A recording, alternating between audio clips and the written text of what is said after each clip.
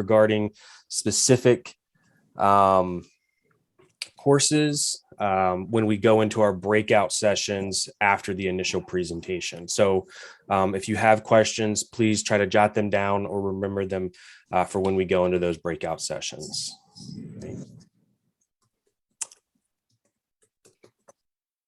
So, hi, my name is Danny Southard.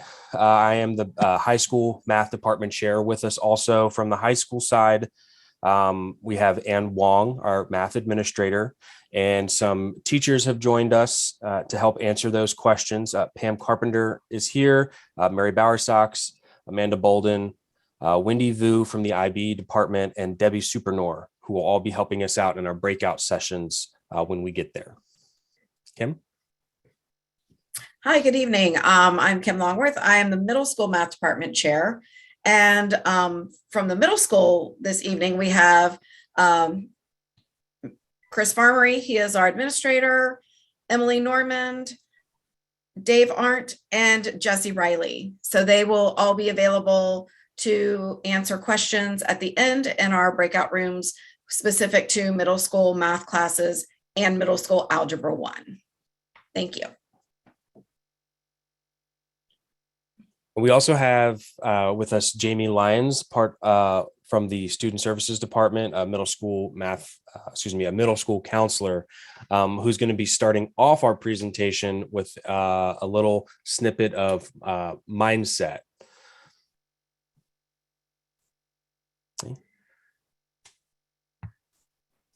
Thank you so much, and good evening, everyone. And I'd like to thank the math department, both middle and high school, and administrators for having me tonight.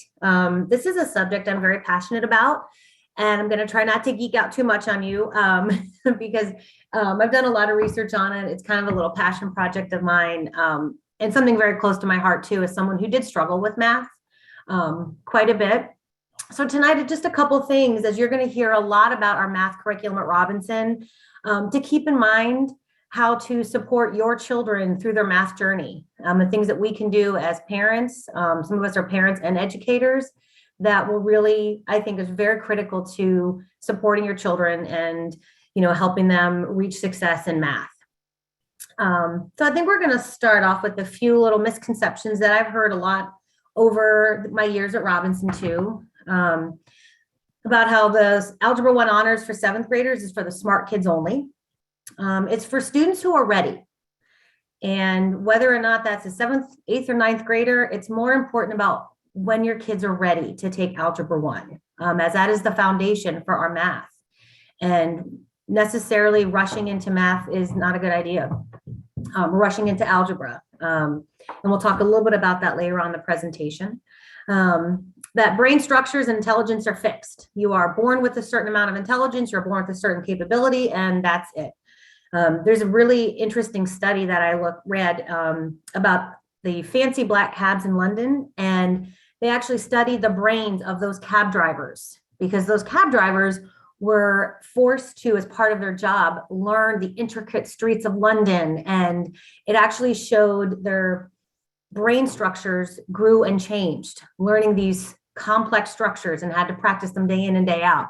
And the same thing with when our children learn something new. And as you'll see later, when they make mistakes, it actually changes our brain structures. And that mistakes are negative or bad, and they should be avoided. We don't want to make mistakes, and we don't want our kids to make mistakes. Well, that's not always true. So a couple misconceptions just to think about as we move on. Great. So we're going to start off just with a kind of a review of what a fixed mindset is. And when you can start to recognize that your student or your child may be struggling with a fixed mindset. And maybe you'll recognize some of this in yourself. I know I certainly struggle with this, definitely as a math student. I kind of put up roadblocks for myself. And I'm going to give you a minute or two just to read these squares. I try not to read my slides to my presentees.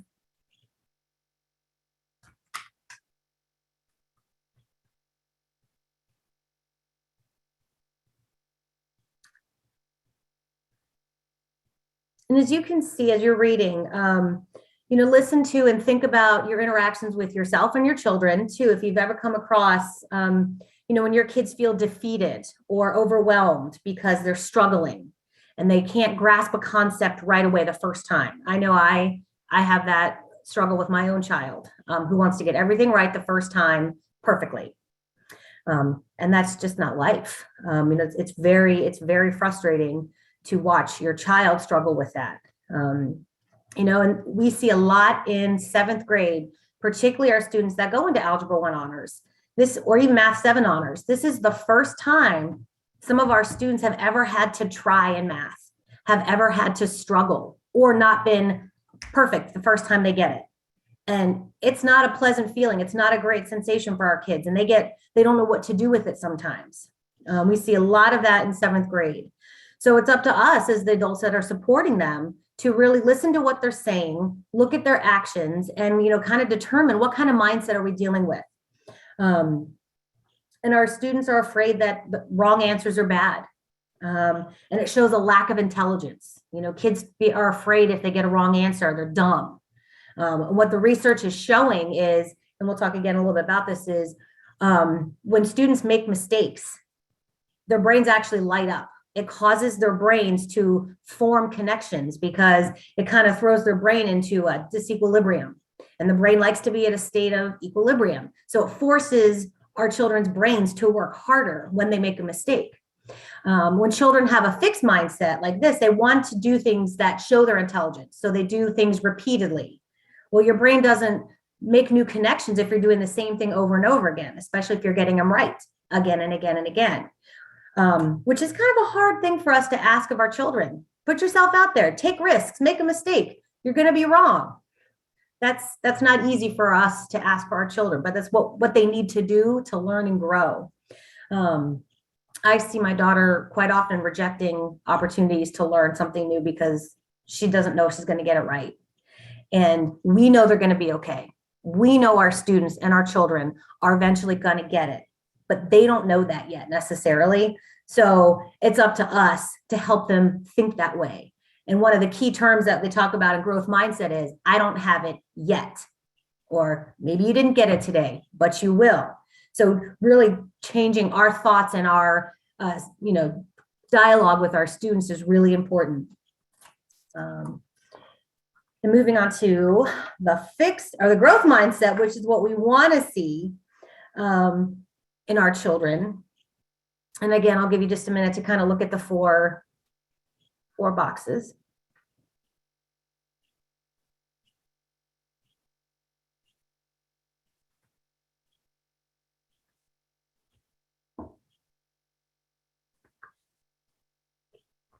So one thing I tell my students at Robinson and even my own daughter is, you're not supposed to know everything. That's why we're here. That's why we have teachers. They're supposed to teach you new things. And in children with a growth mindset, they're going to struggle with concepts and they're going to struggle and they won't always achieve, but they're not defeated by it. They see it as a challenge. They see it as a way to keep working and learning. And they want to get help.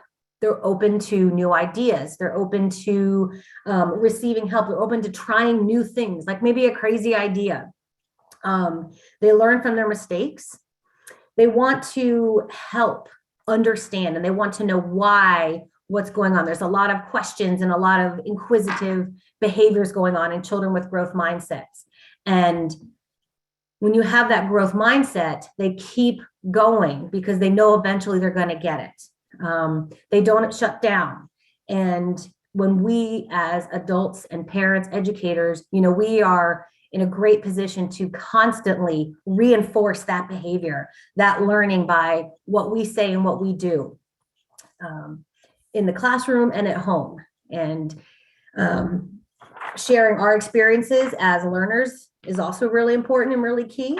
So really, think about what you're seeing at home, maybe what you're hearing about in the classroom and what your children are saying, about their mistakes or about their roadblocks. So, I call them hurdles. Try not to call them roadblocks because you can kind of visualize jumping over a hurdle. Sometimes people visualize a roadblock as something you run into. Well, again, we can change that dialogue with our students and our children. So how does all this relate to math and math readiness? And how do we know if our students are ready for math? Well, if you think about your child's developmental stages, growing up when they were little, they counted on their fingers, or they have math manipulatives. They can memorize, they can learn formulas, they can add 2-digit numbers because they know the routine, the ones and the tens column. We're working with that in second grade right now. But when we get into algebra and the higher level maths, it goes beyond manipulatives and concrete thinking. It really kind of moves into the abstract. This slide actually gives me anxiety as a math student because algebra was and still is a foreign language to me. I didn't get it. I struggle with it. In fact, I struggled with it so much I took it twice. Second time wasn't much better, but when I got to geometry, that made sense. That's the way I learn. I'm a very visual learner. And so students need to be able to answer why. They don't have fingers and manipulatives, and they need to be able to ask why and what's going on and how do you solve these, and the conversations. And they also need to be able to be frustrated, and to learn from that frustration to move forward. We talk with our students a lot about self-advocating in the classroom, or if you're too embarrassed in the classroom, to email your teachers. It's so important for your students' teachers to know what you're struggling with. If you're sitting in the classroom not asking questions, the teachers don't know necessarily what to answer. So it's really important that we also teach our students with that growth mindset, self-advocating, to really ask for what they need in the classroom.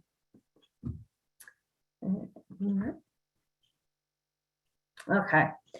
So again, we had this before, the misconception of smart kids in Algebra 1, and it should say Algebra 1 honors in 7th grade, because that's what we offer at Robinson. In the second comment, please don't confuse readiness with being smart. Mathematical maturity is not social maturity.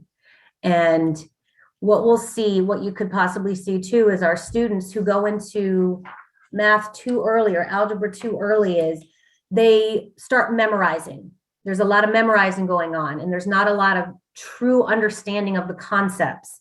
We'll see students really start to struggle and take retakes and second chance assessments to get their grade up. But what they're doing is they're not necessarily really grasping those concepts that they're going to need for the rest of their math career.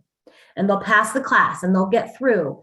But what we'll see is, and we've seen it in a lot of every year, is the higher level math when they're in high school, that lack of understanding really starts to show through. And then the kids are almost in like crisis mode because they're, maybe sophomores, juniors, seniors, and they're getting ready for graduation. But this math is really becoming now a roadblock and not just a hurdle. So it's really important to pay attention to your students and what they're saying. Their confidence can really be shaken. And then the math starts to consume them. And I tell my students too, it's not just about the grade, it's about the content, it's about the curriculum and you really absorbing it. And that's what we want to see our middle schoolers really take time and think. We're getting ready for academic advising, and all the counselors, we're going to kind of give the same spiel to our students about just take a step back and think about what you're ready for. And what the class expectations are for algebra, pre-algebra, Algebra 1 honors, and geometry honors, because it's a huge step moving forward. Okay. And we talked about this a little bit early, just a few minutes ago, lots of memorization. When you see this, do that. Again, the default is to learn a process and not the concept. And we talked about, the later in the math career is when we really start to see the deficits and the students really struggle. And then, sometimes that fixed mindset or the growth mindset will kind of fade away. Like, I should have had it by now. I'm, a junior in high school. I'm getting ready to graduate. I don't have it. And then the panic, and then the, real struggle that comes in math. Some of the differences in middle and high school. Oh, thank you. So this is one of my favorite sayings: the struggle is real and it's okay. As parents, it may be really difficult to see your children struggle. last 2 weeks ago, I guess before the storm, my daughter came home crying about a math test she was going to take, and this is second grade. I won't tell you what I almost did as a parent because it's very embarrassing, but the instinct for me, at least, is to take away my kid's suffering and her anxiety. But research shows that it's okay for our kids to struggle. And with that growth mindset, and the research they're showing now is that's where the real learning takes place, is when kids have to struggle. When everything just comes easy and they're kind of plowing through without even thinking about it, there is learning taking place, but this type of learning, when you struggle, really ingrains it. And as a parent, again, it's difficult to watch them face frustrations, but it's a great opportunity for us to model a growth mindset, and to share maybe your struggles as a learner. I may have overshared with my daughter about my math struggles, because I think now she thinks she's genetically predispositioned to not be good in math. So we're working with that. But it's so important that we kind of be aware of our language and our reinforcers with our students and our kids. So how do we do this? How do we support our students through their math journey and allow them enough struggle? Well, model that growth mindset. And I have a great resource. If you're interested, I'd be happy to send you, you can send me an email, a wonderful book that Mrs. Longworth actually provided for me with regards to math and the growth mindset, and how we as teachers and educators and parents can support our students. So you can see 3 bubbles. Talk regularly about learning challenges you faced.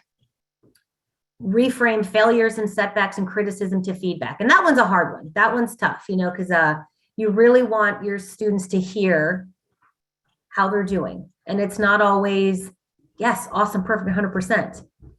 But feedback is important, and appropriate feedback. And then emphasize the process and the effort versus the outcome. And I tell my students this too. It's not just the grade. Okay, you got a C, but look how hard you worked. And we also can kind of go into, well, let's look at what got you that C. What can we do next time to get a different grade?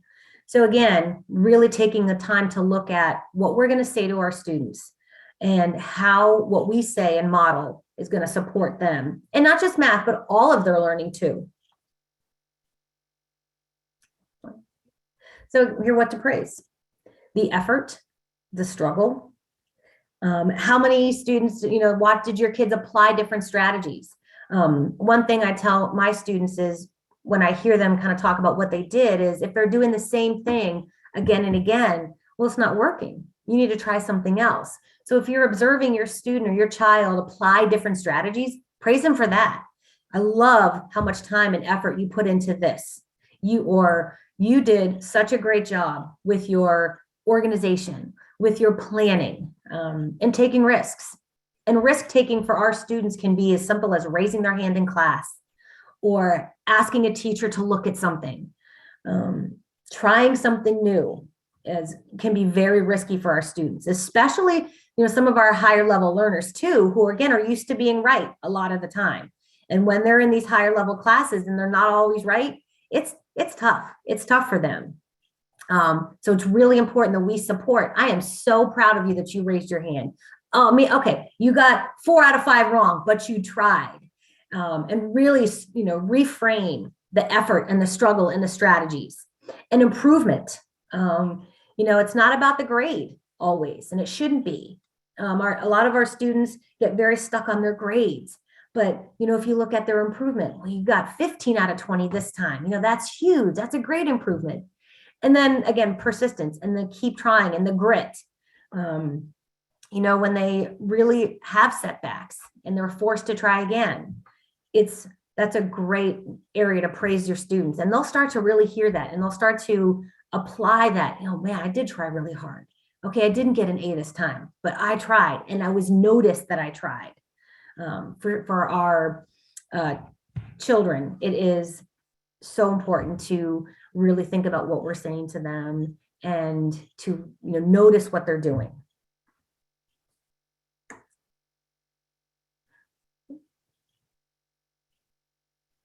All right, so I'm going to talk just a little bit and briefly about the courses that we have in middle school. So we're moving into the academic advising course selection piece of the night. Thank you, Jamie, for doing your presentation. I love when you do that for us and you come and talk about mindset, because it is really important that as parents, we understand the struggles that the kids are having and that we support them in their struggles, and the teachers need to support them. And so fostering that growth mindset is so important to be successful in math classes and all classes. We just need to be, have that whole mindset of it's not happening yet. So in seventh grade, we have the typical classes that we have: Math 7 honors. So for my rising seventh grade parents out there right now, for your students, you will either register your child for a Math 7 or Math 7 honors. The Algebra 1 honors class is not an open enrollment class. There are requirements that have to be met in order to be able to take algebra honors. So your child has to be in advanced academic 6, earn a 91 percentile or higher on the Iowa exam, and pass advanced the Math 7 SOL this year. Otherwise, Math 7 honors, if there would be a good class, or Math 7. You need to understand what your child's needs and struggles are and their strengths, and put them in the appropriate course. All right, ready for the next one? All right, for 8th grade, for those parents of our current 7th graders rising into 8th grade, we have pre-algebra, Algebra 1 honors for the most part. Some of our 8th graders will be going into geometry honors, but they already have to be in the algebra honors class for that in 7th grade. So pre-algebra, that's our 8th grade math. That's an extension of our Math 7 class. It is the same curriculum as the Math 7 honors class. So students who take Math 7 honors, unless they really do poorly, don't tend to go into pre-algebra unless they just need more reinforcements of those pre-algebra skills. Algebra 1, this is where most of our students in 8th grade are, or in Algebra 1 or Algebra 1 honors. The difference between those is the Algebra 1 honors class has all of the same standards as Algebra 1, plus some Algebra 2 extensions. So it's a little bit faster pace, and students need to be really independent thinkers, think outside the box, want to work, without having to be given every piece along the way. Algebra 1 honors, those are my favorite classes. So I think it's a great class. It is so foundational, as Ms. Lyons said. If students don't do well in Algebra 1 before moving on into geometry, Algebra 2, and so forth, they do struggle. So Algebra 1, picking the right time to take it, getting a good foundation is so important. Okay, we'll go on to the next one. And this is for our rising 9th grade students. These are the students who are currently in 8th grade. So Algebra 1, 2x2, and Algebra 1, these are where our pre-algebra students go. The 2x2, we call that double block. That is where students have algebra or math every day. They get an algebra credit and an elective credit, but they have math every day for a block. And so that gives them a little extra time to learn the curriculum, get more practice, and it's always been a good class for the students who decide to take it. Algebra 1 is just Algebra 1. It's the same Algebra 1 that they would take in 8th grade if they took it. It's the same standards. And then geometry or geometry honors, if they took Algebra 1 honors in 8th grade, they would take geometry honors. So I'm not going to read all of the things on the slides. They're there for you to see. But honor, Danny will talk a little bit as we go along about difference between a regular class and an honors class and where they overlap and the characteristics of those. So I believe that is the last one for me, and I'm going to pass it on to Danny. All right. Thanks, Kim, for that. So yes, one of the things I really like to share with parents and students who are enrolling in courses for the upcoming years is the sort of overarching differences between standard level and advanced level courses. And so this could be your honors level or your AP class for the advanced level versus a standard level, which wouldn't have any of those honors or AP or IB associated with it. The big thing to keep in mind is that both levels are taught with rigor, differentiated instruction to meet the individual learner's needs, and have a tiered approach to interventions with students who aren't understanding something.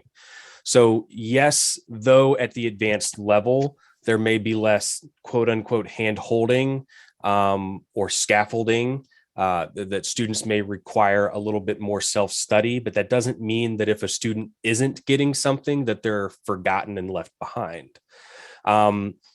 Similarly, for the standard level, though there's more scaffolding and it is more focused on skills over big ideas in theory,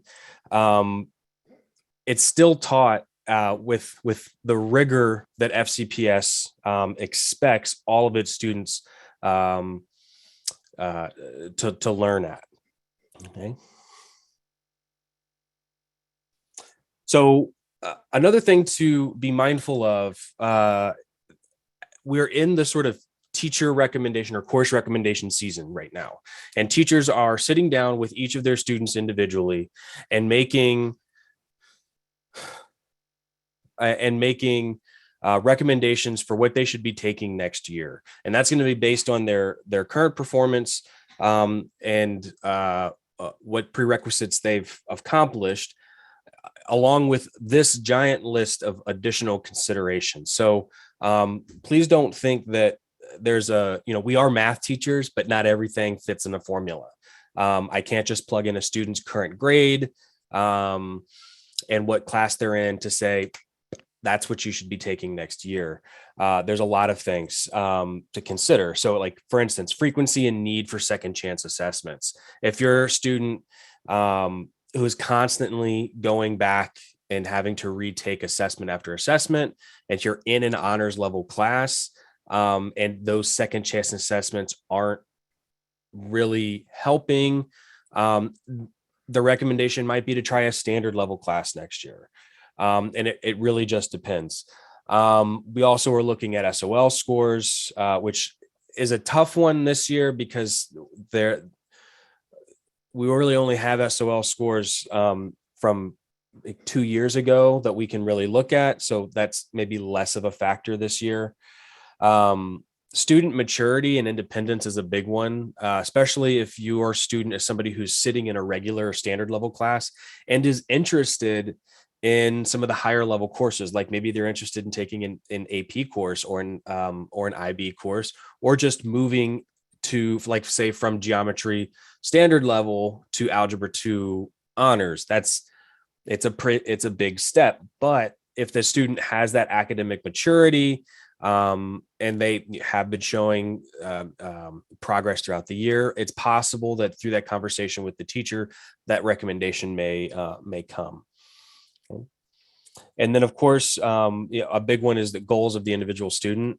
I have conversations with my upper level students all the time about what they should take next or what they should take in their senior year, especially within the IB classes. Yes, Cece, I'm so sorry, Cece. I'm in a meeting. Can you go find mommy, please? Kelsey? Sorry. Where was I? Goals of the, I have conversations a lot with my IB students about, I want to take maybe more calculus. Okay. Well, well, if your goals in the future are that you want to study medicine or you want to study economics, not really a math heavy topic, maybe AP Stat is the right move instead of taking an AP Calculus class. So those kinds of conversations are also happening. Okay. Some additional considerations. Jamie really hit on this. It is okay for a student to retake a course. So if a student passes Algebra 1 in ninth grade with a D or a D plus, have that conversation about potentially repeating the course. And the reason for that is, there's plenty of time in high school to take Algebra 1 twice, geometry and Algebra 2, and you've got the credits for your graduation, the graduation requirements that you need to move on. And that Algebra 1 course, as Jamie stated, is so foundational, and it really does come back around in Algebra 2. And if you don't have that foundational knowledge in Algebra 1, Algebra 2 can be the hardest course that a lot of high school students take. Credit recovery is also an option for students for Algebra 1, and it's available free of charge through FCPS. So if a student is looking to recover credit for an Algebra 1 course, have that conversation with your counselor. With your students' counselor. Additionally, students taking Algebra 1 during ninth grade, pursuing an IB diploma, they have the option of taking geometry during the summer and Algebra 2 during 10th grade. So if your student is currently or going to be a freshman next year or a ninth grader next year, and they are interested in the IB diploma, do know that student would have to try to get ahead by taking geometry during the summer. And it's doable, and a handful of students do it every year, but it is a challenge because it's such a large course condensed into about 6 weeks of study. And then those IB courses do have a lot of geometry in them.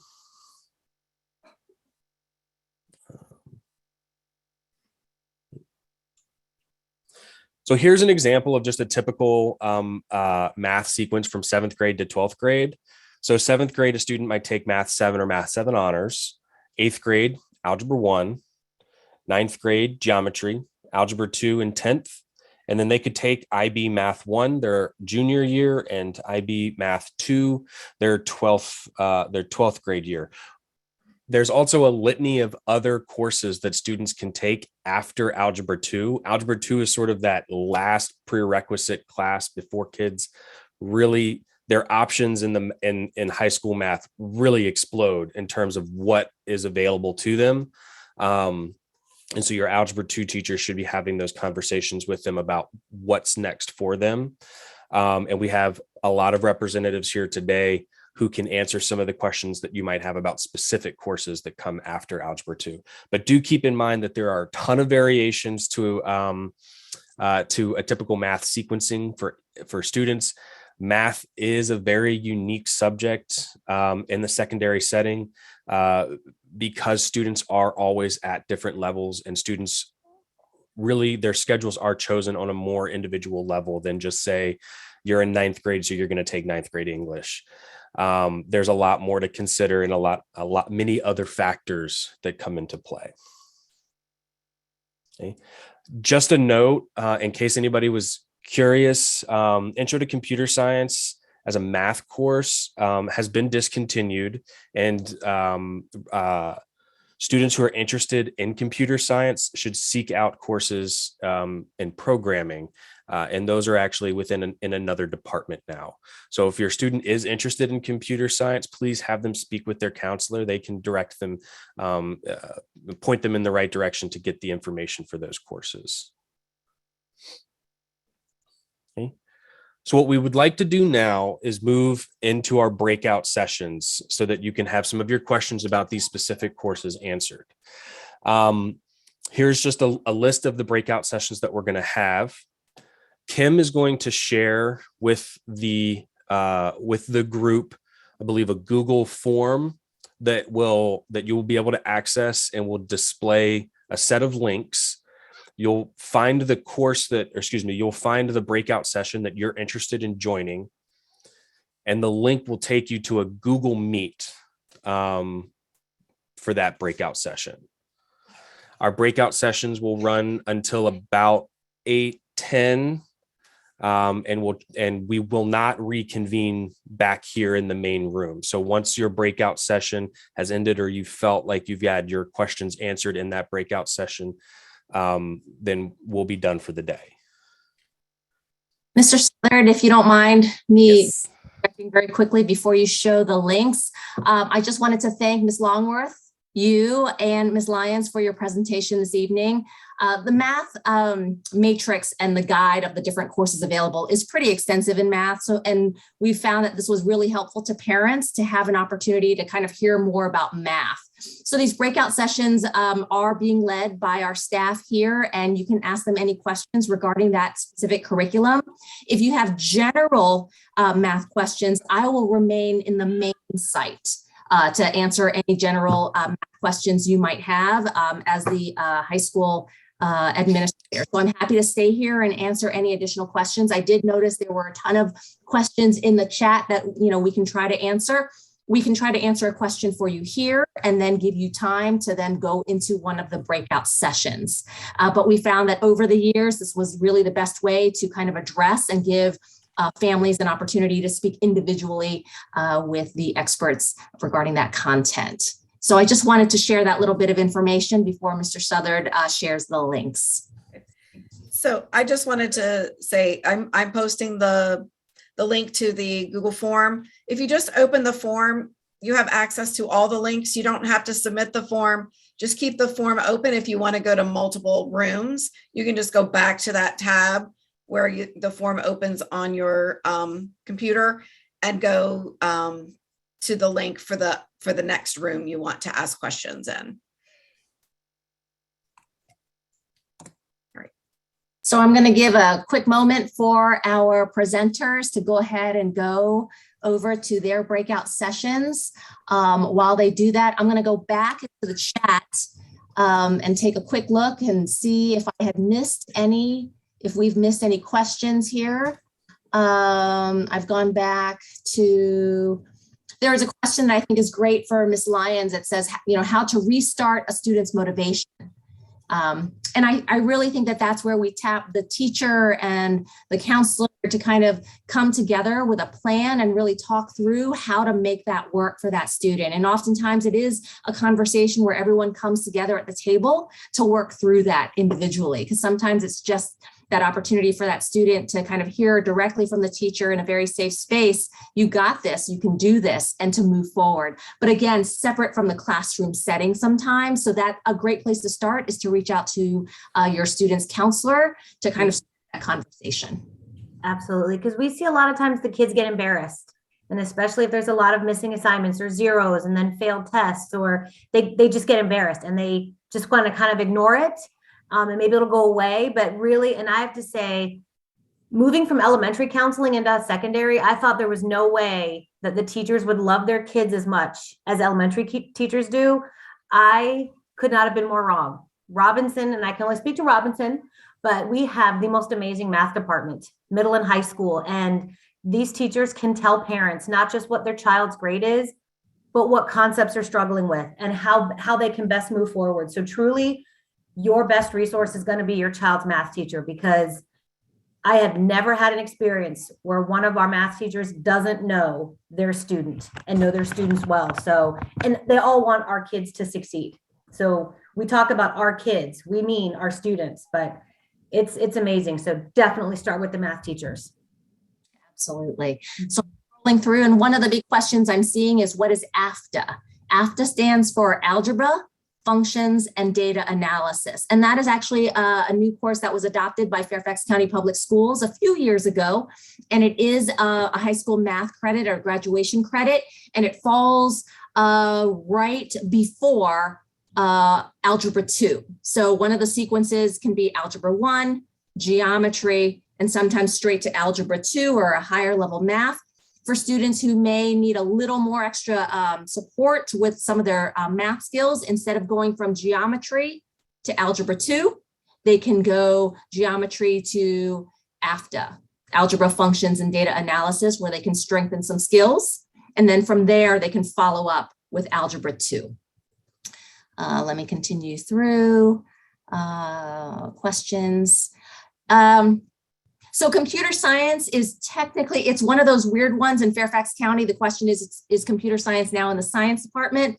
It technically falls within math, but there are other teachers that can teach that course. Fairfax County is revamping their computer science course, so it's more aligned with programming. So that computer science programming course can be taught by a career and technical education teacher if they have that endorsement. Matrix and multivariate calculus going to be offered next year. So that, if you go to the breakout session with Mr. Southard, he will explain that. Yes, that is a course that is available at the higher level. Yeah, we are continuing on with the same matrix we had before.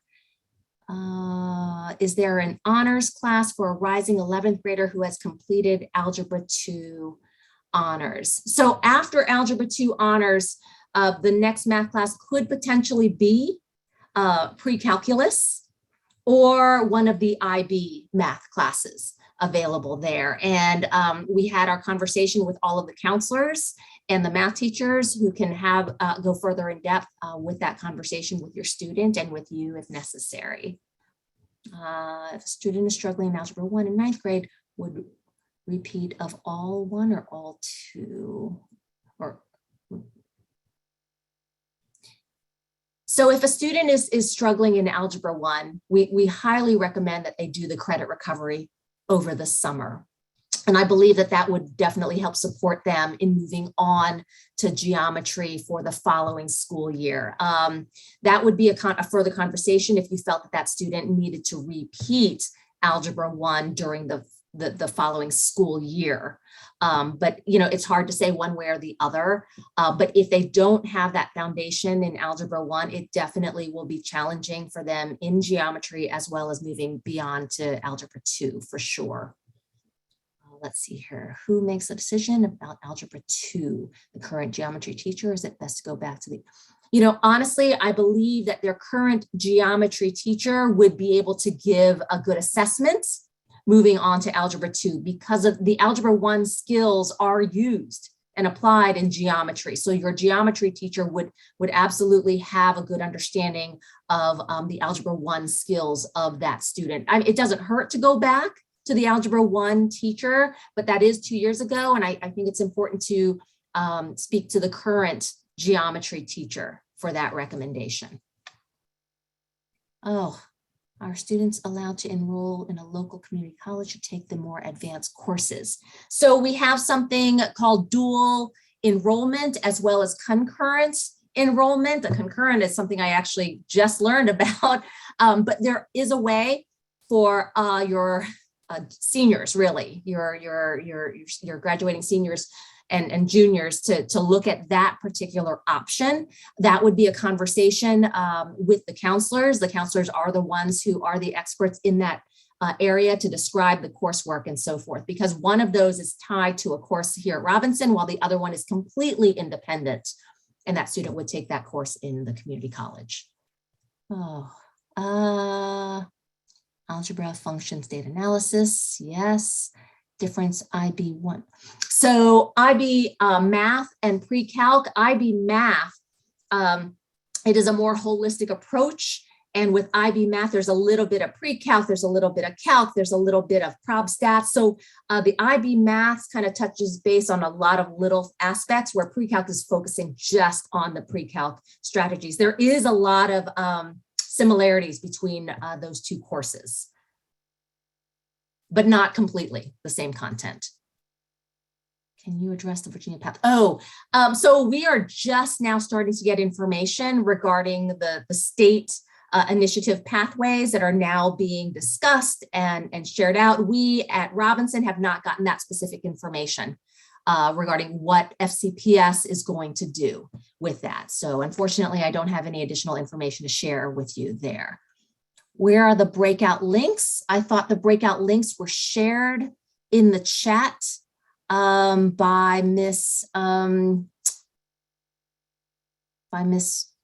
Longworth. Can you please resend the links? It doesn't seem to be working. Oh, I'm sorry. How does the math program change or not the? So again, that's I think again, we don't have many answers on how the program will change because of the pathway. So unfortunately, I don't have that answer at this time.